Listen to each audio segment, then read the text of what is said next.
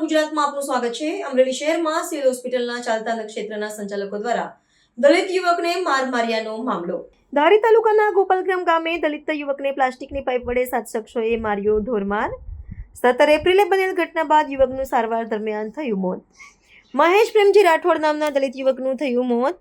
પરિવારજનો દ્વારા હત્યાની કલમ ઉમેરવાની માંગ કરવામાં આવી। પોલીસે જૂની આઈપીસીની કલમ 302 ઉમેરો કરવા સેશન કોર્ટમાં રિપોર્ટ રજૂ કર્યો। નામદાર કોર્ટમાં ફાસ્ટ હિયરિંગ સમયે કોર્ટ પરિસરમાં મોટી સંખ્યામાં સમાજના લોકો રહ્યા હાજર।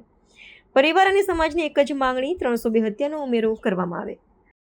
એપ્રિલ 2026ના રોજ મહેશભાઈ રાઠોડ ગોપાલગ્રામવાળાને સિવિલ હોસ્પિટલ ખાતે જે ઘટના ઘટી એ આપ બધા જાણો છો। અને એ ઘટના બાદ આ મહેશભાઈ અમરેલી શાંતાબા ગજેરા હોસ્પિટલમાં સારવાર હેઠળ હતા અને 20 એપ્રિલે એ ચાલુ સારવાર દરમિયાન આપણી વચ્ચે નથી રહ્યા, એ પણ આપ બધા જાણો છો।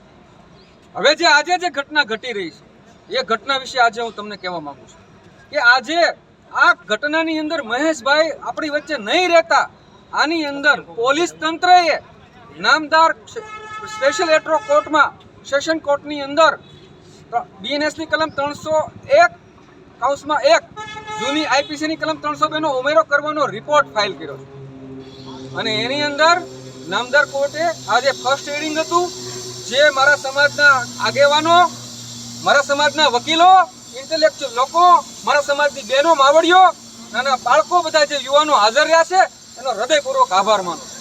અને કોર્ટની અંદર સરસ રીતથી અમે આર્ગ્યુમેન્ટ કરી અને કોર્ટને એવું કીધું કે નામદાર કોર્ટમાંથી અમને ભરોસો જે કાંઈ ઓર્ડર થશે એ ઓર્ડર થાય। આ ઘટનાની અંદર મહેશભાઈને મારવામાં આવ્યો છે, એને ચાલુ સારવાર દરમિયાન અવસાન થયું છે, એટલે 302 નો ઉમેરો નેચરલ કોર્સમાં થવો જોઈએ એવી અમારી માંગણી છે। જે કાંઈ ઓર્ડર થશે એની સામે હાઈકોર્ટ સુધી લડવાની પણ તૈયારી છે અને સમાજ લેવલે સમાજ નક્કી કરે એ રીતથી રોડ ઉપર પણ લડીશું, કોર્ટમાં પણ લડીશું, કાનૂન રીતથી લડીશું। બાબા સાહેબને માનનારા છીએ, કાયદો હાથમાં લીધા વગર શાંતિ રીતથી પ્રોટેસ્ટ કરવાનો અમારો અધિકાર છે। આજે કોર્ટની અંદર ડીએસ શ્રીવાસ્તુ સાહેબની કોર્ટની અંદર આઈઓ ડીવાયએસપી ચિરાગભાઈ દેસાઈ ફોરેન્સિક પીએમનો પ્રાથમિક અહેવાલ જે લઈને આવ્યા એની અંદર કોઝ ઓફ ડેથ જાહેર કરેલ નથી। આ ઘટનાની અંદર મહેશભાઈનું મર્ડર થયું નિર્વિવાદિત બાબત છે અને જો રિપોર્ટ આવે, ડોક્ટરોની નેગ્લિજન્સી આવે તો મેથ્યુઝના જજમેન્ટ મુજબ ડોક્ટરો આરોપી બનશે, નતર જેને માર્યો છે એ આરોપી બનશે। આરોપી બનશે ને બનશે, એમાં કોઈ મીનમેખ વાત છે। અનુજાતિનો એક 22 વર્ષનો તાકાતવાર જે સૈનિકમાં હાલે એવો યુવાન અમારી વચ્ચેથી વયો ગયો છે। ન્યાય માટે અમે બધું કરીશું, જે કોર્ટમાં લડીશું, જે કાંઈ ઓર્ડર થાય સુપ્રીમ કોર્ટ સુધી જવું પડે તો અમે લડીશું, રોડ પર પણ લડીશું। ચેતનભાઈ, આજે તમે જે ન્યાય મંદિરમાં આવ્યા ત્યાં અને આજનું હિયરિંગ હતું તો તેના માટે શું કહેવામાં આવ્યું કોર્ટ દ્વારા? આજે નામદાર કોર્ટની અંદર ડીવાયએસપી આઈઓ તરીકે એમને એક અહેવાલ રજૂ કર્યો છે અને જે બી પારડીવાલા સાહેબનું જજમેન્ટ જે છે એ પહેલાંની જેમ નથી એવું રજૂ કર્યું છે। એ પારડીવાલા સાહેબનું જજમેન્ટ જે છે એ પણ અમે એવું કીધું છે, આ પોલીસ તંત્રને તમારા માધ્યમથી કહું છું કે તમે કાયદો છે ને અનુસૂચિત જાતિ માટે નહીં રાખતા।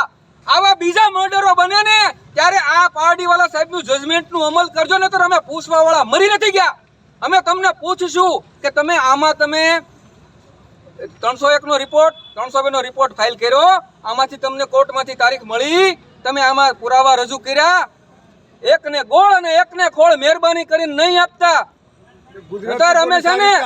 ગુજરાતની પોલીસ આ રીતે હાલશે ને પાર્ટીવાળા જજમેન્ટની ઉપર? હવે એક ચાલુ કોર્ટમાં અમે કીધું છે કે પાર્ટીવાલા સાહેબના જજમેન્ટનો અમલ બધા પોલીસ તંત્ર કરજો। આ એક કેસમાં નહીં કરતા, પર્ટિક્યુલર કેસમાં અમને તો અર્નેશ કુમારના જજમેન્ટમાં ગેરલાભ થાય છે। અર્નેશ કુમારનું જજમેન્ટ એટ્રોસિટી સ્પેશિયલ એક્ટ છે, સેક્શન 20 ની અંદર બધા કાયદાથી એટ્રો પર છે, છતાં ઠોકી બેહાડવામાં આવ્યું છે। આ તંત્ર અર્નેશ કુમારના જજમેન્ટનો દુરુપયોગ કરે છે। આખા દેશની અંદર અત્યાચારોનું પ્રમાણ વધ્યું છે અને એટલે જ મર્ડરો વધ્યા છે। तो व्हाट्सएप, ट्विटर, फेसबुक, इंस्टा जहाँ भी आपका अकाउंट है इसे शेयर बटन के द्वारा वहाँ पर शेयर करें।